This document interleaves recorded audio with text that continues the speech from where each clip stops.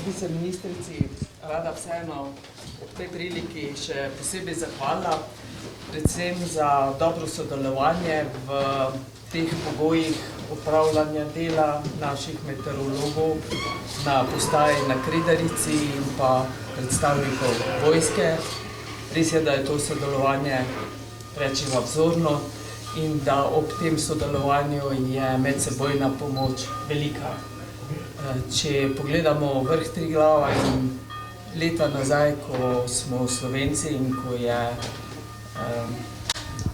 Aljaž Župnik, poskrbel, da je vrh Triglava ostal slovenski, je seveda del tega medsebojnega dela med meteorologi in vojski tudi v simbolnem smislu pomembno za našo Slovenijo in ta prostor, ti naši hribi naj bodo še dolgo oskrbovani na tak način.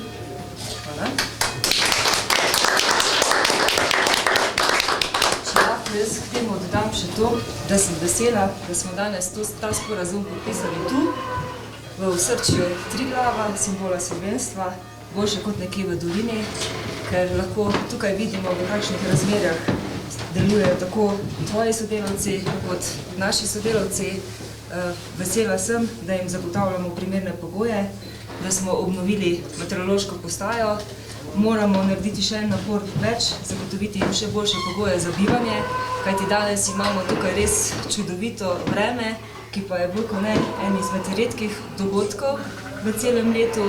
Pozimi pa so tukaj razmere bistveno drugačne in takrat sodelavci v bistvu tu preživijo 10 ali pa še več dni, pripuščeni samo svoji inovativnosti, iznajdljivosti in res v hudih vremenskih razmerah. In načrti za prizidek so že narejeni. Upam, da bomo uspeli tudi ta napor, da to dokončamo. Naj pa se v tej priložnosti zahvalim vsem skupaj. 10 let je letos novembra, odkar Slovenska vojska sodeluje tukaj na meteorološki postaji na Kredarici.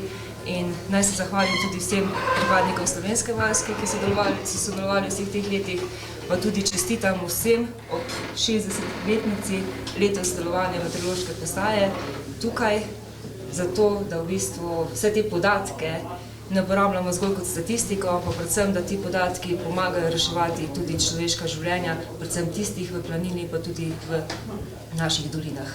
Najlepša hvala in uspešno sodelovanje še naprej. Srečno!